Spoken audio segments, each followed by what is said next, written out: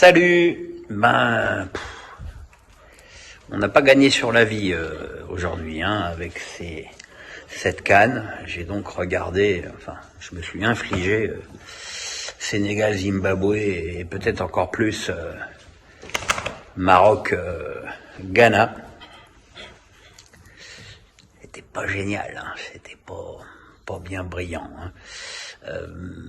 Bon, d'abord Sénégal, Zimbabwe, avec une équipe du Sénégal très handicapée par le Covid, mais qui quand même a aligné une équipe tout à fait cohérente. Et mais Edison, ça lui a pas plu. Et on n'a rien vu, quoi. On n'a rien vu.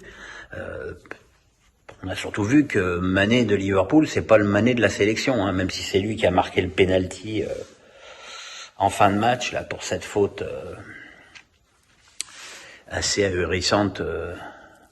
J'ai oublié le nom du défenseur du Zimbabwe, pourtant je l'avais noté avant. Qui s'est pris pour un gardien de but, dernière minute, dernière seconde des arrêts de jeu, il fait une main, une vraie main, quoi. Donc même si c'est évidemment très dur pour les joueurs du Zimbabwe, qui se sont bien, les Warriors, qui se sont plutôt très bien défendus, c'est le maître mot de cette journée. Voilà, tu proposes rien, tu te fais avoir sur un péno, voilà. Autre constat plus général sur cette CAN, les stades étaient vides. Alors, il y a plusieurs explications.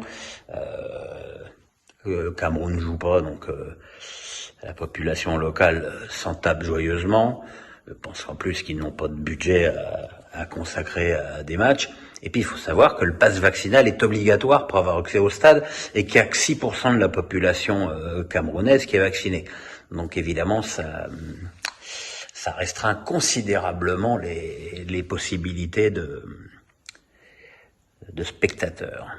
Bon, j'attendais plus de Maroc-Ghana, deux équipes quand même très fortes, des favoris récurrents des CAN, et ça a été un match affreux, on n'a rien vu, une prudence extrême des deux côtés, avec une équipe du Maroc qui joue quasiment sans attaquant, à part Bouffal, qui est d'ailleurs le seul qui a marqué un but. Il y avait pas beaucoup d'idées de jeu, il n'y avait pas beaucoup de... Hakimi n'a quasiment pas été servi sur son côté droit et donc n'a pas pu apporter offensivement. En face de lui, il y avait le Rennais Souleymana qui a montré un peu comme à Rennes qu'il n'avait pas encore compris que le football était un sport collectif et que c'était bien de faire des passes aux copains de temps en temps. Voilà, c'était un match incroyablement décevant et qui a basculé sur un but quasi à bout portant de Bouffal à 10 minutes de la fin. Vraiment pas grand chose. Alors je sais bien que c'est le début de la compète, que les équipes veulent surtout pas perdre le premier match, surtout quand c'est un affrontement serré comme Maroc-Ghana. Mais bon, il faut quand même, c'est un peu la base du foot, c'est d'essayer de gagner.